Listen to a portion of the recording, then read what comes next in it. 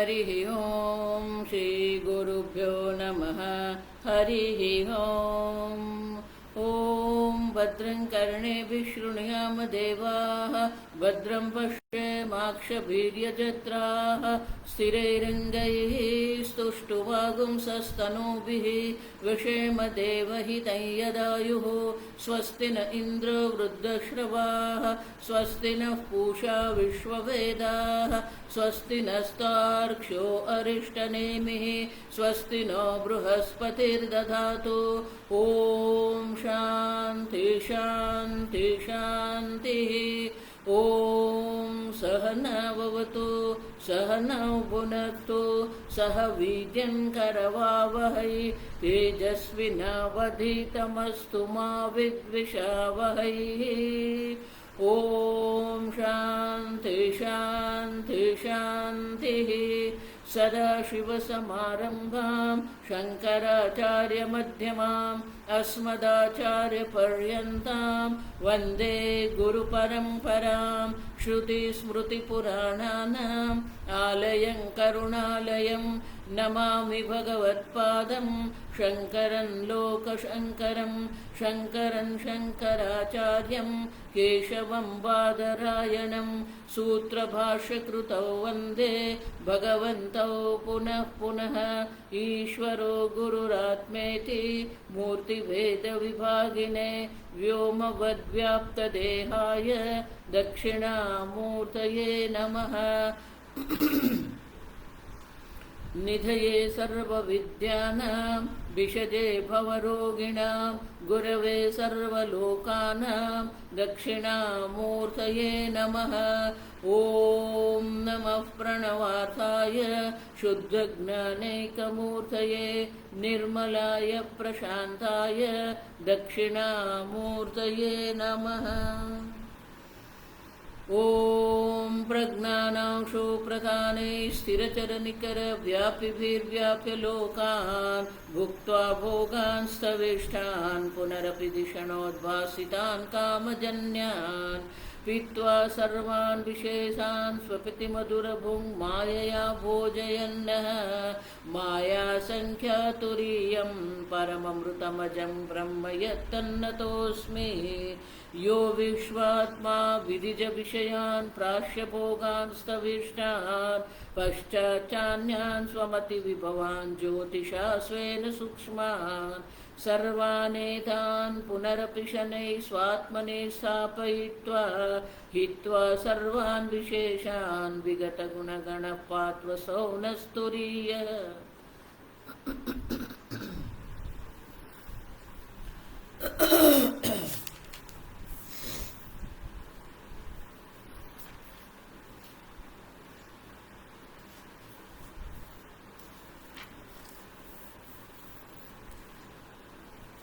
Gita press पाना number 242 कारिका 60।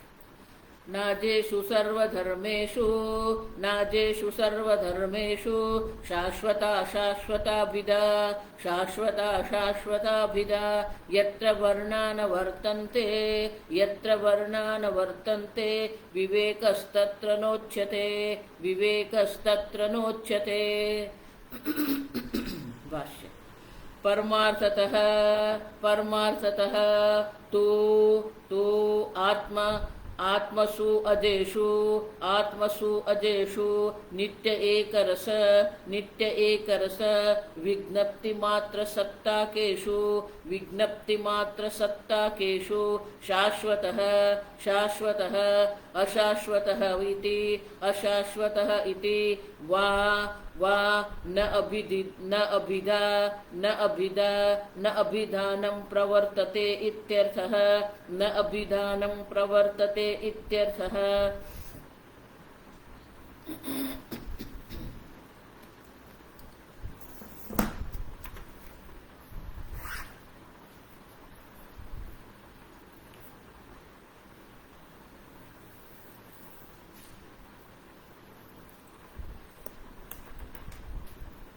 गौड़पादाचार्य जी ने 59वीं कारिका में हमें कहा मायामय। अब देखिए जिस प्रकार से जादू से जल उत्पन्न होता है, जादू से हस्ती उत्पन्न होता है, आप देखिए उसी प्रकार से माया रूप ही है, बीज भी मायामय है तो अंकुर भी मायामय ही है, और इसीलिए उनका नित्यत्व, उनका उच्छेद है ही नहीं। आप देखिए, जन्म है तो नाश है। आप देखिए, अंकुर जो बीज जो है, बीज स्वयं मायामय है, मिथ्या है, तो अंकुर भी मिथ्या है, तो उनका जन्म और नाश संभव ही नहीं है।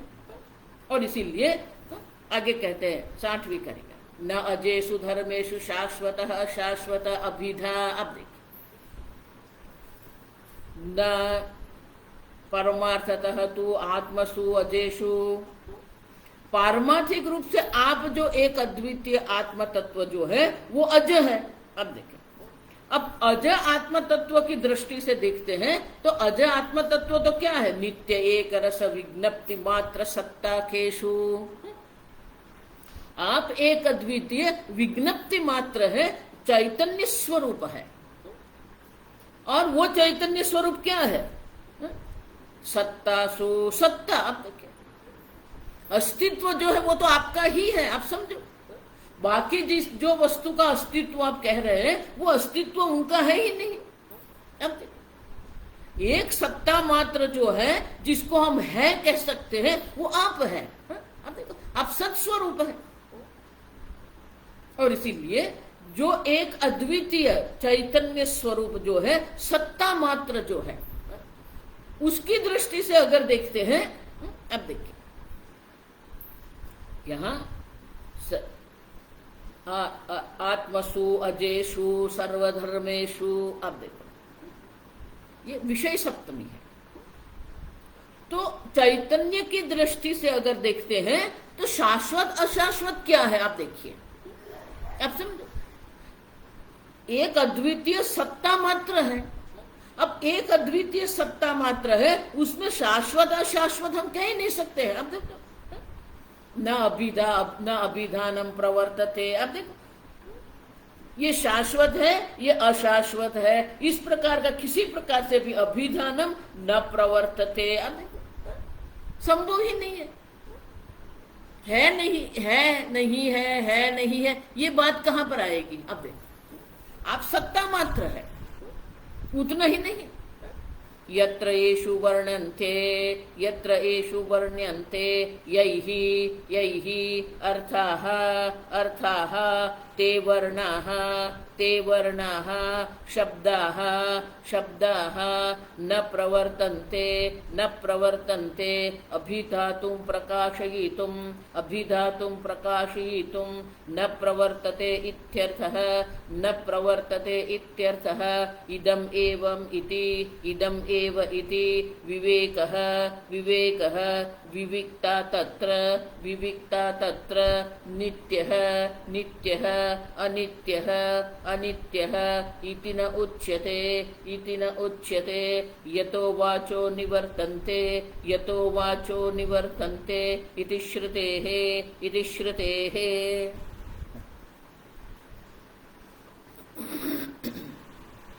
शाश्वत है अशाश्वत है, आत्म तत्व की दृष्टि से हम विचारते हैं तो शाश्वत अशाश्वत है ही नहीं। अब देखिए, उसी प्रकार से यत्र वर्णा न वर्तन्ते। अब वर्ण किसको कहते हैं?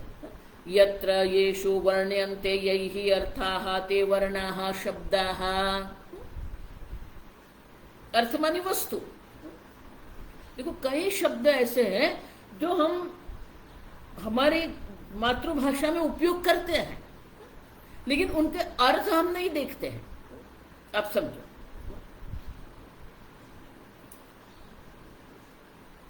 पद मानी शब्द। अब देखिए, और जिसका पद के द्वारा निरूपण होता है उसे पदार्थ कहते हैं।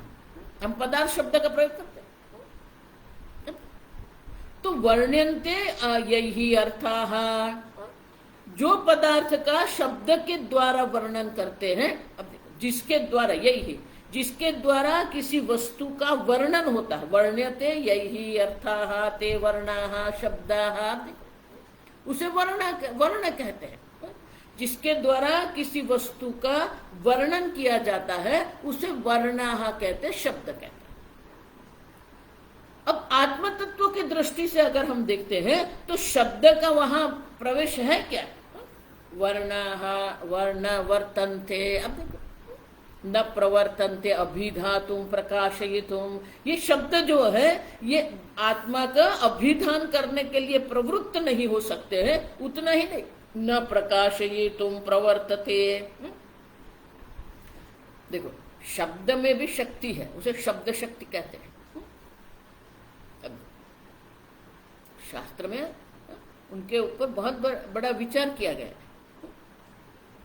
कि शब्द भी शक्ति है, मंत्र शक्ति है। आप देखिए, तो ये मंत्र की शक्ति क्या है? प्रकाशयितुम। अब देखो, तो शब्द कैसे प्रकाशित करते हैं? प्रकाश से वस्तु प्रकाशित होती है, शब्द से वस्तु कैसे प्रकाशित होती है? प्रकाशित होना माने कि उसको प्रकट करना। प्रकाश क्या करता है? अंधकार से सब ढक गया है, तो प्रकाश क्या करेगा? अंधकार की निवृत्ति करके जो वस्तु जैसी है वैसी उनको प्रकट करते हैं। प्रकाश का काम क्या है? वस्तु जैसे वैसे प्रकट करना है। अब तो शब्द भी करते हैं। आप देखिए, तो बड़े शब्द कैसे प्रकाशित करते हैं? अगर आप अंधकार में है, कई बार आप जंगल में जाते हैं ना, अंधकार है। अब देखिए, अगर 3-4 लोग गए हैं ऐसे ही जंगल में, रात्रि का समय है, तो 3 लोग हैं, तो एक बैठा है, अब और दूसरा मिल नहीं रहा है, अंधकार है, तो उसके नाम से हम देखो, ये शब्द आप समझो, उसके नाम से हम क्या करते हैं? बुलाते हैं उसे, महेश। आप देखिए, तो महेश शब्द से हमने उनको संबोधित किया। अब वो जहां है वहां से क्या कहेगा? हाँ रमेश। आप देखिए, तो वो जो रमेश शब्द जो बोला, उसके द्वारा क्या हुआ? रमेश शब्द के उच्चारण से क्या हुआ? महेश कहां पर है, किस दिशा में है, किस स्थान पर है, वो अंधकार में भी प्रकट होता है। आप समझ रहे हैं? तो शब्द में भी प्रकाशित करने की शक्ति है। आप देखिए, जैसे ही वो उनके मुख से ध्वनि निकलेगा, वो शब्द जो है उनके स्थान को हमें दर्शाता है। अच्छा, वहां पर है। अब देखिए, तो शब्द में भी प्रकाशन शक्ति है। अब समझ, लेकिन आत्म तत्व को क्या वो प्रकाशित कर सकते हैं? न। अब देखिए, न वर्णः वर्तन्ते अत्र। आत्म तत्व की दृष्टि से देखते हैं तो शब्द भी उनका अभिधान नहीं कर सकते हैं, शब्द भी आत्म तत्व को प्रकाशित नहीं कर सकते हैं। अब देखिए, शब्दाः न प्रवर्तन्ते अभिधातुम, उसका अभिधान भी नहीं कर सकते हैं, उसको प्रकाशित भी नहीं कर सकते हैं। अब आगे देख के गए कि शब्द 4 प्रकार से ही काम करते हैं। शब्द जो है वो शब्द किसी वस्तु का वर्णन करने के लिए है, लेकिन किस वस्तु का वर्णन वो कर सकते हैं? जाति, गुण, क्रिया, संबंध है। अब देखो, जाति, आकृति ग्रहणात् जाति ही, ये पंजाबी है। आकार, ये हाथी है। आकार से ही हम समझ जाते हैं। पक्षी कहते हैं, लेकिन पक्षी के भी आकार है, आकार से ही बालक भी समझ जाते हैं। अब देखिए, ये शुक है, ये काग है, ये हंस है, वो समझते हैं। आकृति से जिसको ग्रहण करते हैं उसे जाति कहते हैं। ये पंजाबी है, ये मद्रासी है, ये नेपाली है, देख के ही हम जान जाते हैं। तो किसी वस्तु की कोई आकृति है, रूप, जाति है, तो हम वर्णन कर सकते हैं। अब आत्मा का कोई आकार है क्या? निराकार है। गुण, आत्मा का कोई गुण है? निर्गुण। किसी के कोई गुण होते हैं, लाल है, पीला है, बड़ा है, छोटा है। अब देखिए, करुणावान है, कारुणिक, मायालु, अब कोई गुण नहीं है, निर्गुण है। क्रिया, आत्मा कोई क्रिया करता, निष्क्रिय है, नैष्कर्म्य। अब देखो, आत्मा में कर्म करने की कोई सामग्री है ही नहीं। अब देखो, ये ड्राइवर है, ये अब क्रिया से भी ये शिक्षक है, ये वकील है। अब देखो, क्रिया है, ये क्रिया से किसी का वर्णन हम कर सकते हैं। आत्मा निष्क्रिय है, संबंध है। कई बार हम लोग जाते हैं ना परिवार, इतनी लंबी लंबी बात करते हैं ना, माता जी आशीर्वाद दो हमको। हाँ, क्यों? ये मेरे भाई के साले के बेटे का बेटा, ये क्या हुआ? संबंध। आत्मा क्या है? एक अद्वितीय। अब देखिए, एक अद्वितीय निर्विकारी, निष्क्रिय है, निर्विकारी आत्मा है। एक अद्वितीय निर्विकारी, निर्गुण, निराकार आत्मा है। तो ये शब्द जिसको हम कहते हैं, वो शब्द के क्षेत्र में आते ही नहीं है। और इसलिए गौड़पादाचार्य जी कहते हैं यत्र वर्णा न वर्तन्ते। अब समझो, वर्ण की ज्ञान कराने की शक्ति है, शब्द में शक्ति है, लेकिन आत्म तत्व जो है कोई शक्ति नहीं है। और इसलिए न प्रवर्तन्ते, शब्द भी वहां प्रवृत्त नहीं होते हैं। कैसे? इदम एव इति। अब देखो, ये ऐसा ही है, ऐसा कोई शब्द द्वारा हम वर्णन नहीं कर सकते हैं। विवेकः विविक्ताः तत्र नित्य अनित्य इति न उच्यते। अब विवेकतः तत्र न उच्यते। अब समझो, जाति की दृष्टि से, शाश्वत और शाश्वत की दृष्टि से भी हम आत्मा का अभिधान नहीं कर सकते हैं, शब्द के द्वारा भी आत्मा का अभिधान नहीं कर सकते हैं। विवेकः, अब देखो, देखो ये बहुत सुंदर है। विवेक क्या है? अब देखिए, विचि पृथक करणे। तो धातु जो है वो क्या है? विचि पृथक करणे। दो विरुद्ध पदार्थ मिश्रित हो गए हैं, अब उसको क्या करना है? अलग करना है, पृथक करना है। आत्मा अनात्मा का क्या हो गया? अध्यारोप, अन्योन्य अध्यारोप हो गया है। अब उसे विवेक के द्वारा अलग करना है। अब देखिए, विवेकः विविक्तः तत्र। अब देखो, तो विविक्ताः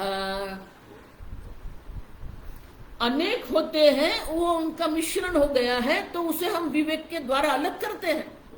लेकिन ये तो एक अद्वितीय है। अब देखिए, किसका विवेक करेंगे? नित्य नित्य का विवेक करेंगे। अब देखिए, वेदांत में प्रारंभ में हम नित्य नित्य विवेक कहते हैं। आप समझो, सुख दुख का विवेक है, नित्य नित्य का विवेक है, आत्मा अनात्मा का विवेक है, कहते हैं हम। लेकिन सही में अगर हम देखते हैं तो क्या होता है? किस प्रकार से आप विवेक करेंगे? ये नित्य है, अनित्य है, करेंगे क्या? किससे आप आत्मा को विविक्ता अलग करेंगे? आप समझ रहे हैं? क्यों? हम देख के गए, सर्व को सत्ता स्फूर्ति प्रदान करने वाला है, सर्वत्र एक अद्वितीय आत्मा मात्र है। आप किससे उसको अलग करेंगे? क्या घड़े को मिट्टी से अलग करना है क्या? नहीं। देखो, यही तो वेदांत का जादू है, माया है। आप कहते हो कि ये घड़ा है, हम कहते हैं कि मिट्टी है। अब घड़े को मिट्टी से अलग कर दो, नहीं, है ही नहीं घड़ा। उसी प्रकार ये जगत है ही नहीं, अनेकता है ही नहीं, जिससे हम वही विवेक करें। न विवेकः तत्र उच्यते। आप देखो, कोई विवेक की संभावना भी नहीं है, नित्य अनित्य का भी विवेक नहीं है, आत्मा अनात्मा का भी विवेक नहीं है। अब जो है सब एक अद्वितीय मात्र, एक अद्वितीय तत्व मात्र है। अब देखो, जब सर्व एक अद्वितीय तत्व मात्र है तो किसका विवेक आप करेंगे? और इसलिए गौड़पादाचार्य जी कहते हैं न विविक्ता, उनको किसी से अलग भी हम नहीं कर सकते हैं, परस्पर भेद हम नहीं दर्शा सकते हैं। क्यों? यतो वाचो निवर्तन्ते इति श्रुते है। श्रुति भी कहते, वाणी भी वो आत्म तत्व का वर्णन के लिए गई। अब यतो वाचो निवर्तन्ते अप्राप्य मनसा सह, वाणी भी उसे गई, पुनः आ गई। अब देखिए, और इसीलिए आत्म तत्व की दृष्टि से अगर हम देखते हैं तो एक अद्वितीय ब्रह्म मात्र है।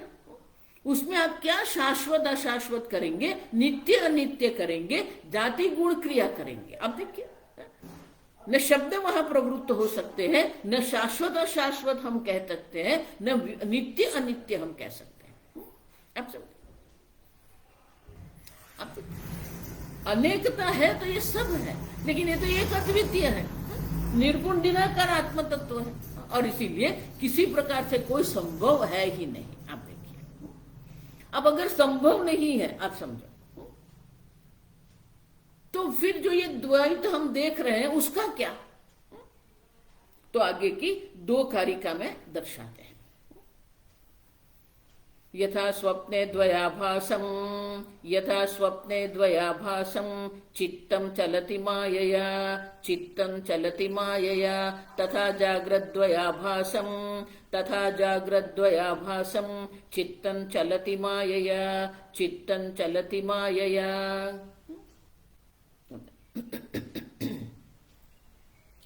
यथा स्वप्ने द्वयाभासम, जिस प्रकार से, अब दृष्टांत देते हैं। अब देखो, कुछ है ही नहीं। आप देखिए, आत्मा से भिन्न कोई वस्तु नहीं है। जब आत्मा से भिन्न कोई वस्तु नहीं है, अब देखो, तो उनके लिए गौड़पादाचार्य जी हमें ये दृष्टांत देते हैं। यथा स्वप्ने, अब देखो, जिस प्रकार से स्वप्न में क्या होता है? द्वयाभासम, द्वैत है।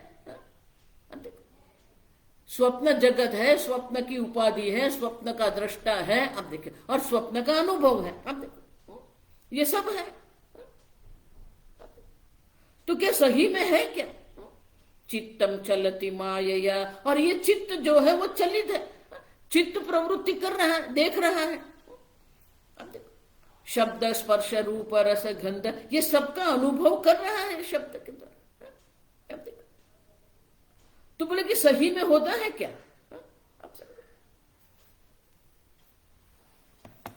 किस प्रकार से आप कहेंगे? अब देखिए, स्वप्न जगत में हम सब देख रहे हैं।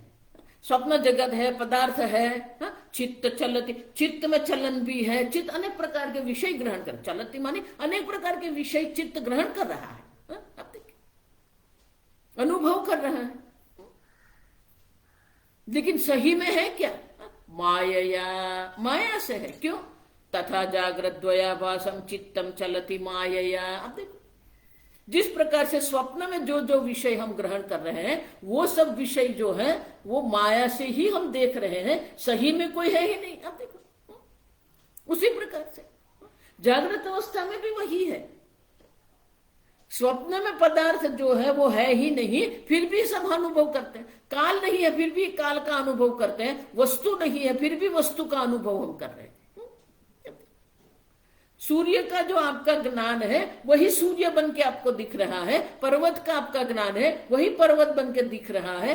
नदी का आपका ज्ञान है वही नदी बनकर दिख रहा है। अब देखिए, सही में वहां नदी नहीं है, पर्वत नहीं है, सूर्य नहीं, कुछ भी नहीं है। चित्तम चलति, आपका चित्त का ही चलन है। अब उसी प्रकार से जगत द्वयाभास, जगत में जो द्वैत का अनुभव हम कर रहे हैं वो द्वैत भी क्या है? आभास मात्र है। द्वैत के, ये जगत जागृत अवस्था के द्वैत में भी ये चित्त का जो चलन हो रहा है वो आभास मात्र है। आप समझो, ये ज्ञाता है, ज्ञेय है, ज्ञान है। अब देखो, ग्राह्य ग्राहक का जो अनुभव हम कर रहे हैं वो सब द्वैत जो है आभास मात्र है। और वो आभास से ही चित्त में चलन हो रहा है। अब देखिए, माया के कारण ही ये मन ही स्वप्न जगत बन जाता है। उसी प्रकार से आपका ही चिंतन जो है, आपका ही अज्ञान जो है, आपका जो ज्ञान है, अज्ञान है, यही एक जगत बन के दिख रहा है। अब समझो, तो उसका अर्थ क्या हुआ? द्वयाभासम जो है, द्वैत का जो आभास है, सही में द्वैत का आभास है ही नहीं। द्वैत जिसको आप कह रहे हैं वो है ही नहीं। आप देखिए, तो उसको आगे की कार्यक्रम अद्वयम च द्वयाभासम, अद्वयम च द्वयाभासम, चित्तम स्वप्नेन संशयः, चित्तम स्वप्नेन संशयः, अद्वयम च द्वयाभासम, अद्वयम च द्वयाभासम, तथा जाग्रत् न संशयः, तथा जाग्रत् न संशयः।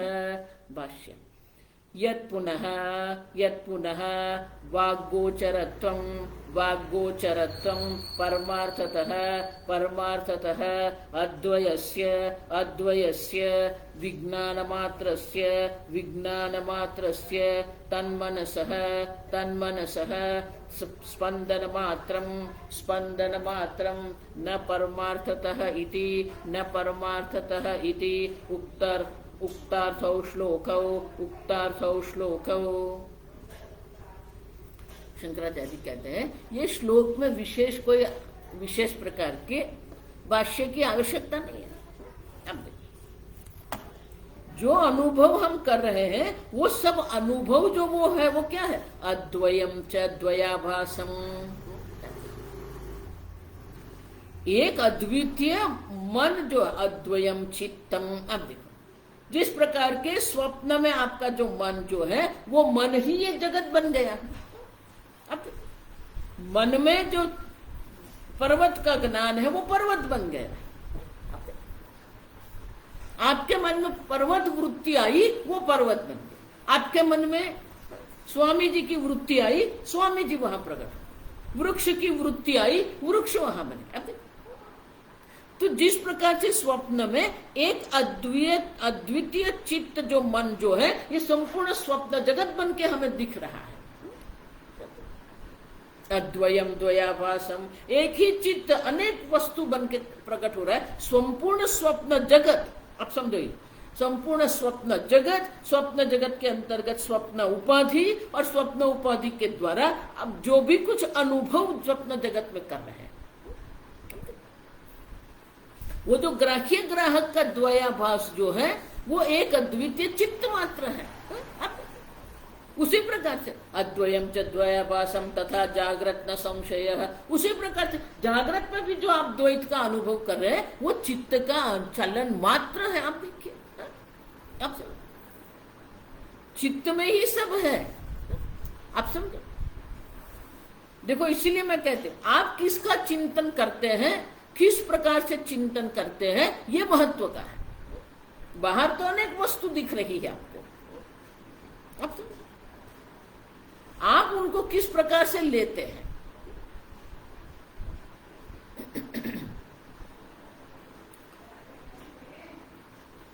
किसी बालक को अब पहली बार सागर के किनारे ले गए, अब वो पश्चिम की ओर है, सायंकाल है, अब ले गए तो बालक देख रहा है, पहली बार इतना जल उसने देखा। अब कोई ज्वार भाटा होते हैं तो जल ऐसे आता है, फिर जल चला जाता है, तो बालक को मजा आती है। अब वो खेलने लगता है, वो रेत में खेल रहा है, वो जल से खेल रहा है। अब सायंकाल है तो सूर्यास्त होगा, तो वो बालक देख रहा है, क्या देख रहा है? ये सूर्य जो है वो जल में डूब रहा है। अब तो वो बालक क्या सोचेगा? मम्मी मम्मी देखो, ये सूरज भगवान जो है ना वो जल में डूब रहे हैं। अब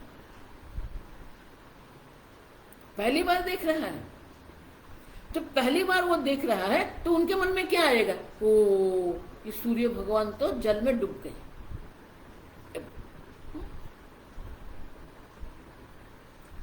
तो माता उसको क्या कहेगी, नहीं नहीं नहीं कोई बात नहीं है, नहीं मम्मी देखो अंधेरा हो गया, अभी क्या करेंगे हम, कोई बात नहीं, कल पुनः प्रातः काल में सूर्य उदित हो जाएगा। सही में मम्मी, हाँ हाँ देखो प्रत्येक दिन होता है कि नहीं, अंधेरे के बाद, हाँ।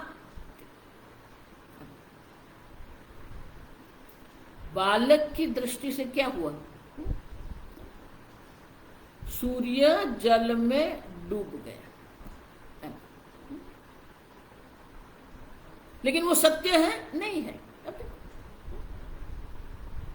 अनुभव हो रहा है, आप देख रहे हैं, लेकिन आप जानते हैं कि ये दृष्टि का आभास है। तो आभासम, अब देखो आप जिस स्थान पर है उस स्थान से आपको ये दिख रहा है, ये दृष्टि का आभास है, द्वयाभास है। उसी प्रकार से जागृत, अब देखो न संशय, कोई संशय करने की आवश्यकता नहीं है, ये सब आभास मात्र है, आपको दिख रहा है। सही में सूर्य डूब नहीं गया है, सही में सूर्योदय होता ही नहीं है, सही में सूर्यास्त होता ही नहीं है। आप देख रहे हैं, आप अनुभव कर रहे हैं, प्रकाश अंधकार का अनुभव है, दिन रात का आपका अनुभव है। तो दिन रात के अनुभव से क्या सही में ये हो गया, सूर्य की गति है क्या, नहीं। आप समझो, किसी वस्तु के अनुभव के कारण वो सत्य सिद्ध नहीं होती है। और इसलिए गौड़पादाचार्य कहते हैं न संशय, यह संशय करने की कोई आवश्यकता नहीं है, भले आपको जो भी अनुभव हो। देखो इसीलिए मैं कहती हूँ, ये आजकल के ध्यान वाले जो है ना, वो आपको एक विशेष प्रकार के अनुभव करवाते हैं, और वो अनुभव को ही वो दिव्यता दर्शाते हैं, लेकिन है ही नहीं। किसके अनुभव की आप बात करते हैं, द्वयाभासम। आप देखो आजकल जो चल रहा है ना, ये सबसे बड़ा जो है, ये विशेष अनुभव को ही वो सत्य मान के चलते हैं, दिव्य अनुभव। अब देखिए ऑनलाइन डिवाइन मेडिटेशन, क्या क्या लोग नहीं करते हैं। अब जाइए स्वामी जी, वहां महाशिवरात्रि के दिन हम लोग गए थे,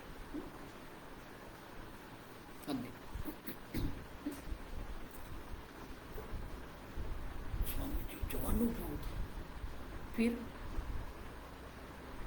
क्या, वही इडली सांभर, क्या कर रहे हैं। 2 घंटे के लिए एक विशेष प्रकार का आपको अनुभव करवाया, उसी को हम पकड़ के चल रहे हैं। अब फिर क्या, फिर वही घर, वही व्यापार। अब अंग्रेजी में उसको किक कहते हैं। ये सब ग्रुप साइकोलॉजी है, आप समझो। We get trap into this, Swami ji इसलिए कहते थे। तो वो हमें क्या करते हैं, एक्सपीरियंस हंटर बना देते, फिर वो वही विशेष प्रकार के अनुभव के लिए पुनः पुनः हम प्रयत्न करते हैं।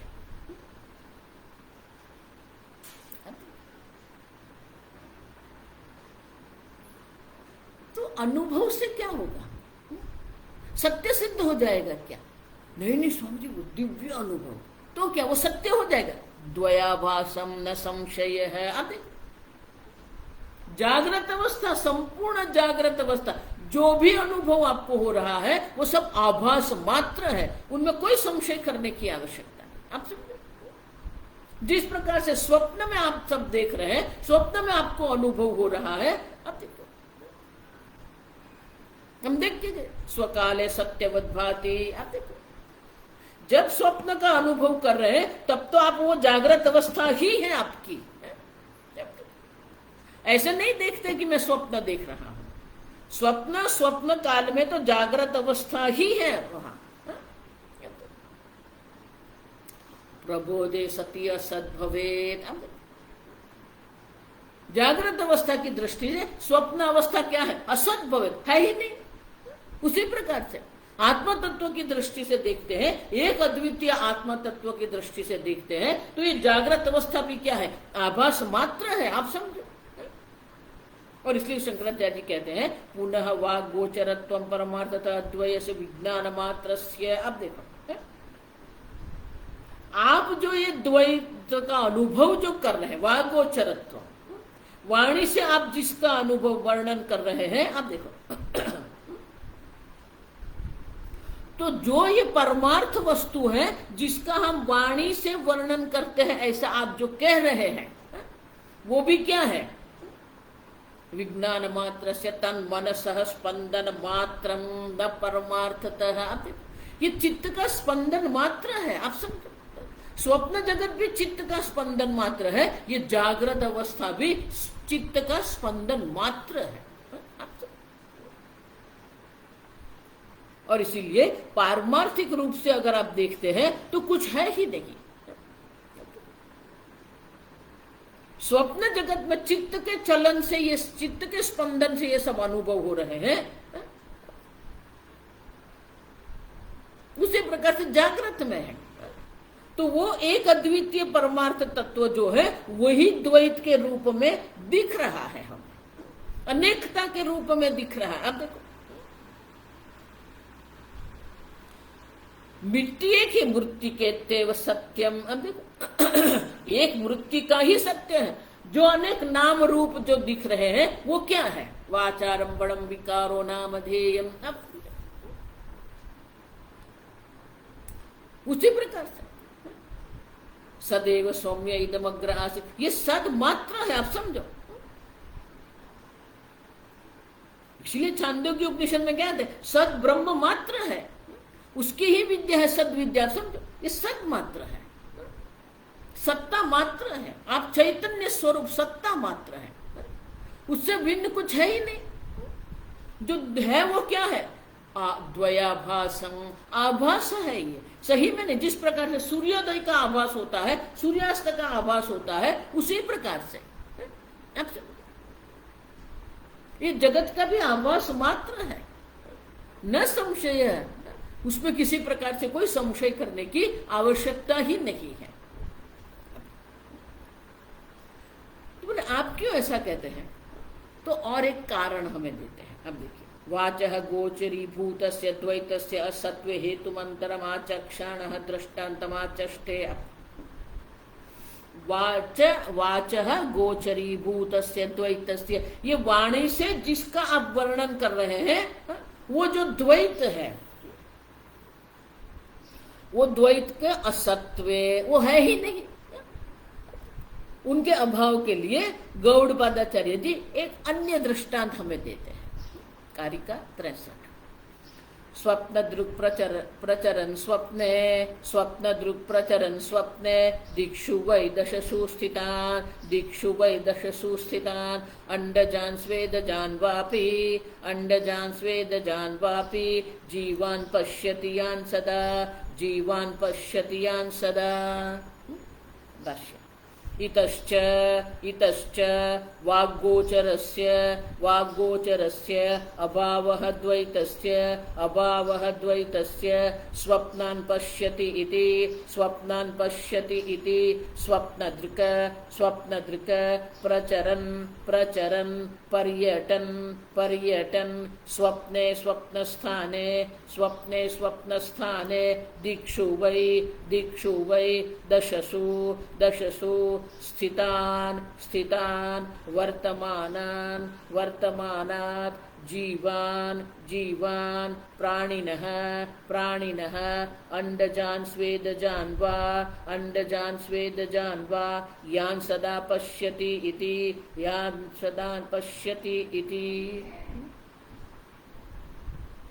इतश्च वाग्गोचरस्य अभावः द्वैतस्य, वाणी से जिसका हम वर्णन कर सकते हैं वो जो द्वैत है, वो द्वैत के अभाव इतश्च, इस कारण से भी ये द्वैत का अभाव है। किस कारण से?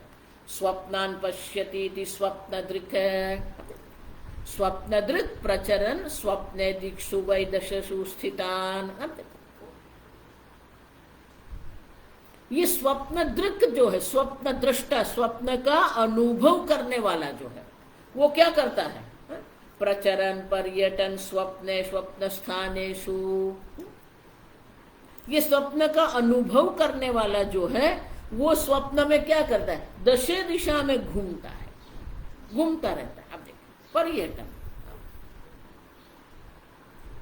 तो वो सब स्थान पर जाता है। अब देखिए,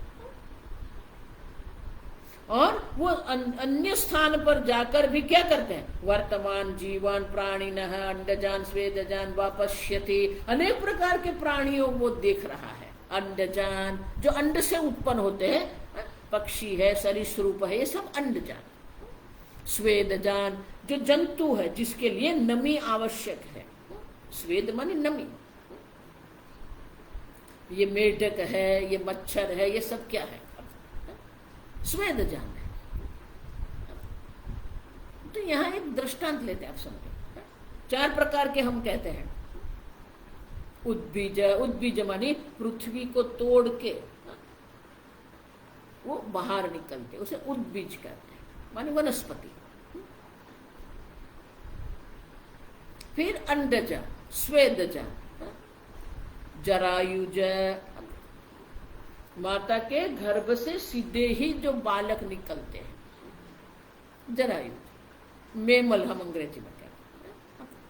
मनुष्य है, प्राणी है,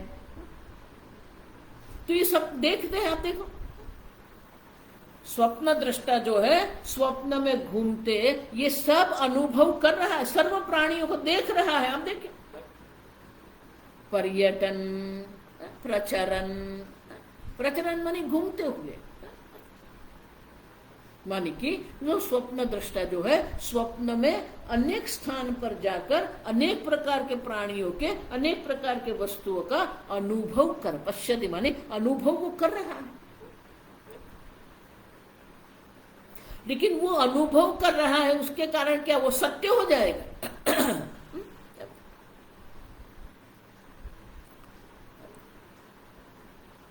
अनुभव है, स्वप्न में भी अनुभव हम कर रहे हैं।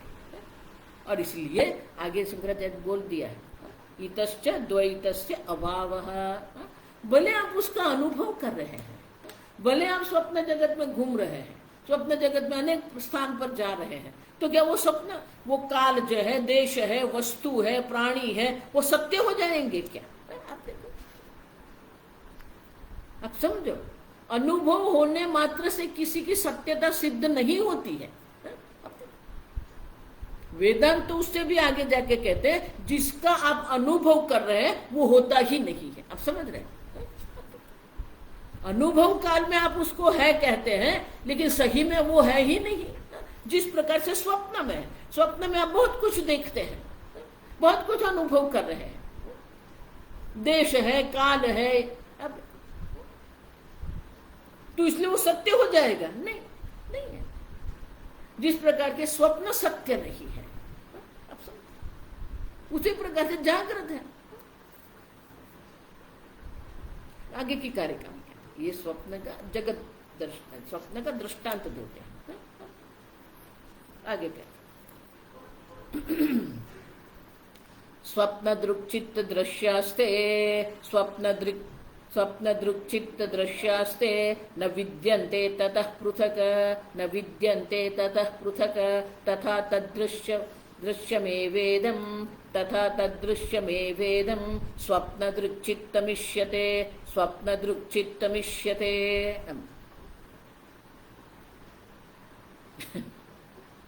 बहुत सुंदर। स्वप्न दृक्चित्त दृश्याते,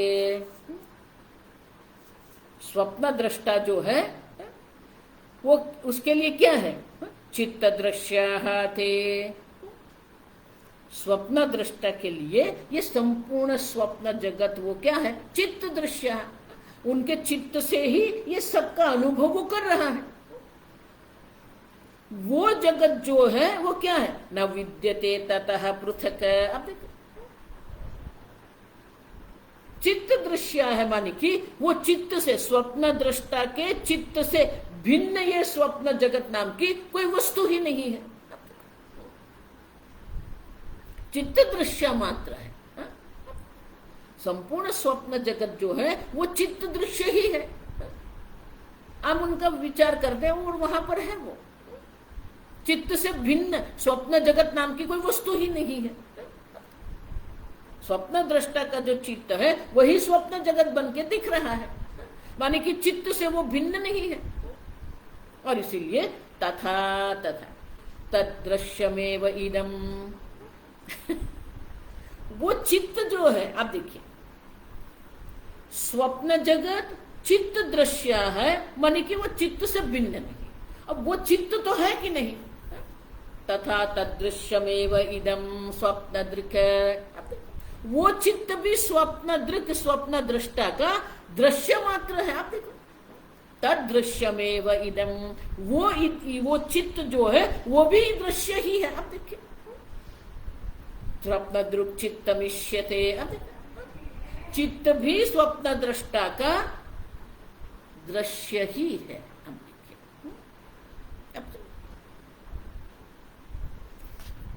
संपूर्ण स्वप्न जगत चित्त मात्र है, चित्त के दृश्य है, और चित्त स्वयं स्वप्न दृष्टा का विषय मात्र है, दृश्य मात्र है। अच्छा, आपके मन से ही ये सब उत्पन्न हो, लेकिन मन स्वयं भी क्या है, दृश्य है। अब जो दृश्य मन जो है वो अनित्य है, वो नहीं है, उसी से ये स्वप्न जगत उत्पन्न हुआ। चित्त स्वयं जब दृश्य है तो उससे उत्पन्न हुआ ये जगत भी सत्य कैसे हो सकता है। अब समझ भाष्य, यदि एवं ततः किम, यदि एवं ततः किम उच्यते उच्यते स्वप्नदृशः स्वप्नदृशः चित्तम चित्तम स्वप्नदृक्चित्तम स्वप्नदृक्चित्तम तेन दृश्याः तेन दृश्याः ते जीवाः ते जीवाः ततः ततः तस्मात् तस्मात् दृक्चित्तता पृथंग न विद्यन्ते दृक्चित्तात् पृथंग न विद्यते न सन्ति इत्यर्थः न सन्ति इत्यर्थः।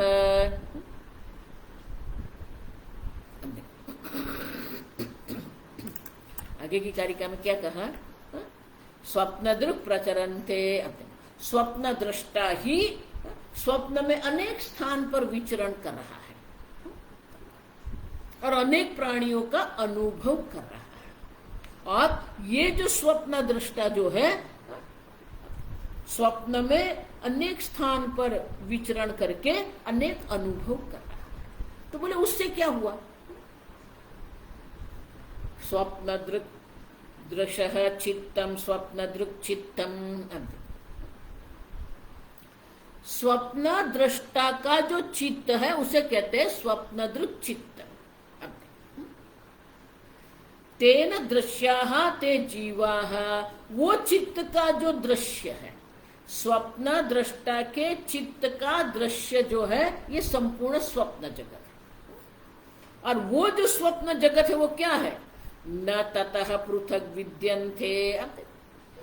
जो जीवों का आप अनुभव कर रहे हैं, जो पदार्थों का आप स्वप्न जगत में अनुभव कर रहे हैं, वो चित्त के दृश्य है, चित्त के दृश्य है, माने कि चित्त से भिन्न उनका कोई अस्तित्व नहीं है। चित्तता पृथंग न विद्यन्ते, दृष्टा के चित्त से भिन्न ये चित्त के दृश्य है ही नहीं। तो बोले चित्त तो है ना, तथा तदृश्यमेव इदम, वो चित्त भी दृश्य मात्र है। ये स्वप्न जगत चित्त का दृश्य है, चित्त जो है वो स्वप्न दृष्टा का दृश्य है। चित्तम एव ही अनेक जीवादि भेदाकारेण विकल्प्यते तथा तदपि स्वप्नदृक्चित्तमिदं तद्दृश्यमेव तेन स्वप्नदृशाः दृश्यं तद्दृश्यं अतः स्वप्नदृग्व्यतिरेकेण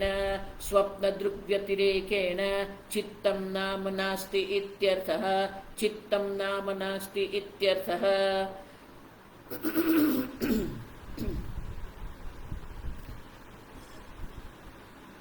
बोले ये चित्त से ही स्वप्न जगत उत्पन्न हुआ है, तो चित्त तो है ना, चित्त को तो आप स्वीकारते हो कि नहीं?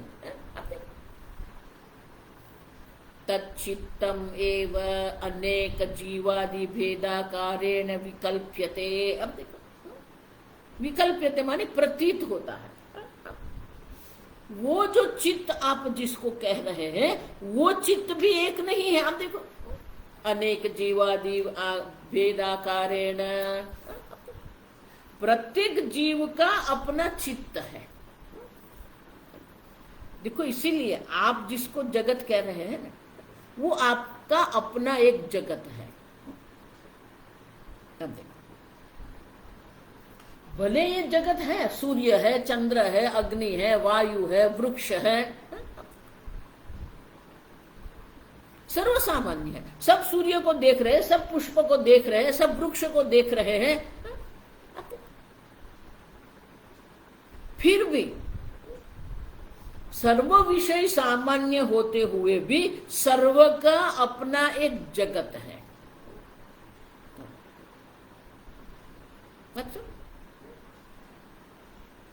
प्रत्येक जीव का अपना चित्त है, और वो जो चित्त है अनेक जीव भेदाकारेण विकल्प्यते चित्तम। वो चित्त में भी अनेकता प्रतीत होती है। प्रत्येक जीव जो है, प्रत्येक जीव का चित्त अलग है। कुत्ते का जो मन है, मनुष्य का जो मन है, सब अलग है। विकल्प्यन्ते मानी अनेक प्रकार का वो दिख रहा है। कुत्ता जिस प्रकार से ये जगत को देख रहा है, मनुष्य जिस प्रकार से ये जगत को देख रहा है, वो अलग है। चित्त की भी अनेकता है। अब चित्त की अनेकता है तो क्या होगा? वो चित्त भी स्वयं क्या है? तथा तदपि स्वप्न दृक्चित्तमिदं तद्दृश्यमेव। स्वप्न दृष्टा का जो चित्त जो है, वो चित्त भी स्वयं में दृश्य है। स्वप्न दृष्टा का, आप देखो, आप स्वयं आपके मन को देख रहे हैं। आप समझो, जिस मन का ये संपूर्ण जगत दृश्य है, वो मन भी दृश्य मात्र है। आप वही उनका दृष्टा है। आपके मन में कौन से विचार उठ रहे हैं, आपके मन में किस प्रकार के भाव है, आप वो सब जो है वो दृश्य मात्र है। किस वृत्ति आपके मन में उठ रही है, किस वृत्ति आपके मन से शांत हो रही है, उनके सबके आप दृष्टा मात्र है। आप देखो, तो चित्त भी दृश्य ही है। आप देखो, तद्दृश्यमेव। आप देखो, तेन स्वप्न दृशा दृश्यम तद्दृश्यम। अब देखो, तो स्वप्न दृष्टा का मन जो है, चित्त जो है, वो स्वप्न दृष्टा का चित्त दृश्य है। तो उनका अर्थ क्या हुआ? स्वप्न दृशा दृश्यम तद्दृश्यमेव। स्वप्न दृष्टा के द्वारा जिसको विषय बनाया जाता है, वो चित्त, तद्दृश्य माने चित्त है। आप देखो, चित्त भी दृश्य है। तो आप कह रहे हैं कि ये स्वप्न जगत चित्त दृश्य होने के कारण अभाव है उनका, तो चित्त भी स्वप्न का दृश्य है। स्वप्न दृष्टा का दृश्य चित्त है, तो चित्त भी क्या है ही नहीं। आप देखो, अतः स्वप्न दृक् व्यतिरेकेण चित्तम नाम न अस्ति इत्यर्थः है। आप देखो, स्वप्न दृष्टा से भिन्न चित्त नाम की कोई वस्तु है ही नहीं। आप सब, चित्त भी दृश्य मात्र है।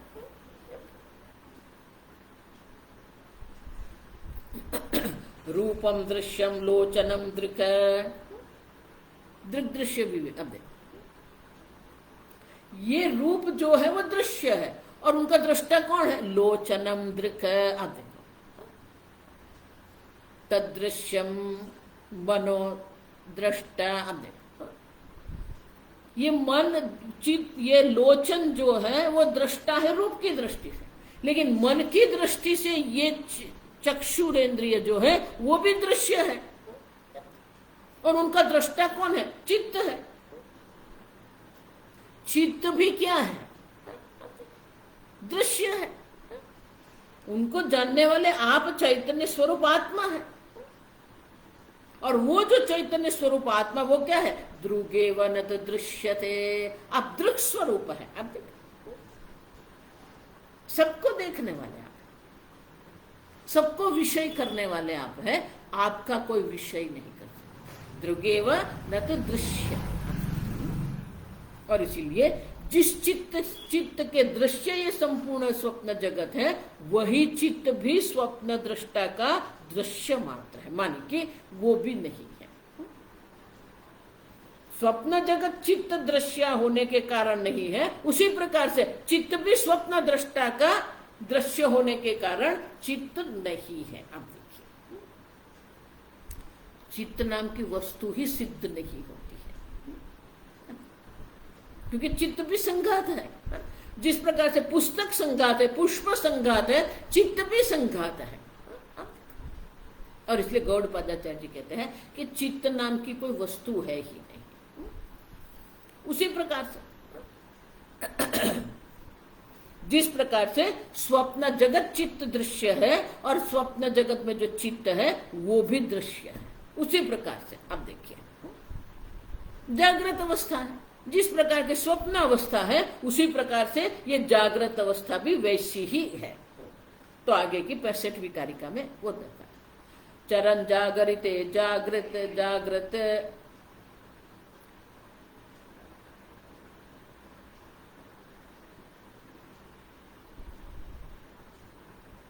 चरण जागरिते जागृत, चरण जागरिते जागृत दिक्षु वै दशसु स्थितान्, दिक्षु वै दशसु स्थितान् अंडजान स्वेदजान वापि, अंडजान स्वेदजान वापि जीवान् पश्यति यान् सदा, जीवान् पश्यति यान् सदा। उसी प्रकार से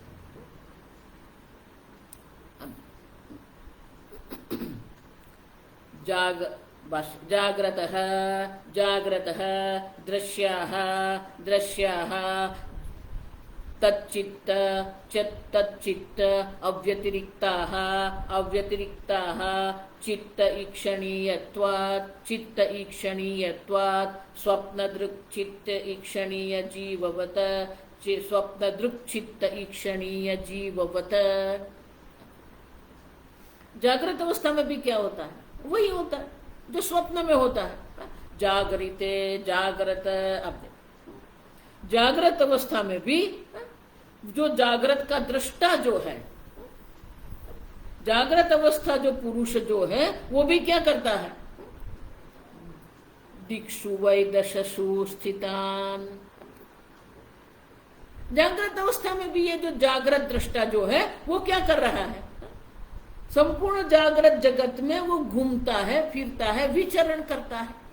और अंडजान स्वेदजान वापि जीवान पश्यति यान सदा, वो अनेक प्रकार के प्राणियों का अनुभव कर रहा है। आप देखो तो जिस प्रकार से स्वप्न दृश्य, स्वप्न जगत में स्वप्न दृष्टा का जो चित्त जो है वो चित्त का दृश्य स्वप्न जगत है, उसी प्रकार से स्वप्न दृष्टा है, उसी प्रकार से जो जागृत दृष्टा जो है वो जागृत दृष्टा का जो चित्त है वही चित्त का दृश्य ये संपूर्ण जागृत अवस्था है।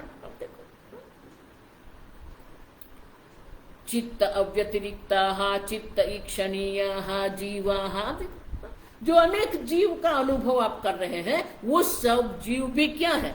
चित्त ईक्षणीय। चित्त से ही आप उनका दर्शन करें, देख रहे हैं।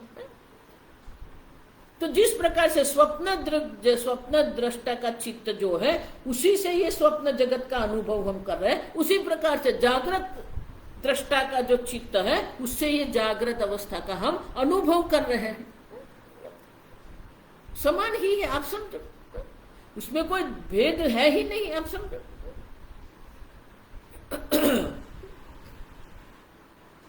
आगे की तरफ, जागृत चित्ते क्षणीयास्ते, जागृत चित्ते क्षणीयास्ते, न विद्यन्ते ततः पृथक्, न विद्यन्ते ततः पृथक्, तथा तदृश्यमेवेदं, तथा तदृश्यमेवेदं, जाग्रश्चित्तमिष्यते, जाग्रतश्चित्तमिष्यते। भाष्य, तच्च तच्च जीव ईक्षणात्मकं चित्तं, जीव ईक्षणात्मकं चित्तं, तद्द्रष्टुः तद्द्रष्टुः व्यतिरिक्तं व्यतिरिक्तं द्रष्टुदृश्यत्वात् द्रष्टुदृश्यत्वात् स्वप्नचित्वत स्वप्नचित्वत उक्तार्थम् अन्यत उक्तार्थम् अन्यत। तच्च, वो जो है जागृत चित्त ईक्षणीयः ते, ये जागृत अवस्था में जो चित्त, जागृत चित्त का जो दृश्य है, जागृत चित्त के द्वारा ये जगत का आप अनुभव कर रहे हैं, न विद्यते ततः पृथक, वो जागृत जगत जो है वो चित्त से भिन्न नहीं है, चित्त दृश्य है। जिस प्रकार से स्वप्न जगत जो है वो स्वप्न चित्त से भिन्न नहीं है, उसी प्रकार से जागृत अवस्था का जो है वो चित्त से भिन्न नहीं है। और वो जो चित्त है, जागृत दृष्टा का जो चित्त है, तथा तदृश्यमेव इदम जागृतः चित्तमिष्यते। आप देखो, उसी प्रकार से ये जागृत अवस्था का जो चित्त जो है वो भी जागृत दृष्टा से भिन्न नहीं है। अब देखिए, जागृत दृष्टा का दृश्य है और इसलिए वो जागृत दृष्टा से भिन्न उनका कोई अस्तित्व ही नहीं है। अब देखिए, और इसीलिए तद्द्रष्टुः व्यतिरिक्तम तद्द्रष्टु दृश्यत्वात्, जागृत दृष्टा का दृश्य होने के कारण जागृत दृष्टा का जो चित्त जो है वो भी स्वप्न जगत के स्वप्न दृष्टा के चित्त के समान ही जागृत दृष्टा का चित्त जो है वो भी जागृत दृष्टा से भिन्न नहीं है, माने कि वो भी आभास मात्र है, मिथ्या मात्र है। अब जब जागृत अवस्था का जागृत दृष्टा जो है वो जागृत दृष्टा का चित्त जो है वो स्वयं दृश्य है और ये जागृत जगत जो है वो चित्त का दृश्य है, और इसीलिए चित्त से भिन्न जगत नाम की वस्तु नहीं है और जागृत दृष्टा से भिन्न चित्त नाम की कोई वस्तु है ही नहीं। जो सिद्ध होता है वो एक अद्वितीय ज्ञप्ति मात्र जो सत्ता जो है वही सिद्ध होती है। बाकी सब जो वो क्या है, दृश्य है, जड़ है, मिथ्या है। आप समझो, किसी वस्तु का अन्य से भिन्न अगर अस्तित्व नहीं है तो वो वस्तु मिथ्या। मिट्टी से भिन्न घड़े नाम की वस्तु नहीं है। आप समझो, तो घड़ा है ही नहीं। उसी प्रकार से जागृत जगत जो है वो जागृत दृष्टा के चित्त से भिन्न नहीं है और वो चित्त जागृत दृष्टा से भिन्न नहीं है, माने चित्त नाम की वस्तु ही नहीं है जिसके द्वारा आप ये संपूर्ण जगत का अनुभव कर रहे हैं। और इसीलिए अब यहाँ उपसंहार करते हैं गौड़पादाचार्य कि दोनों जागृत जगत भी नहीं है, स्वप्न जगत भी नहीं है, जागृत चित्त भी नहीं है, स्वप्न चित्त भी नहीं, जो है वो एक अद्वितीय चैतन्य मात्र है। वो हम कल देखेंगे।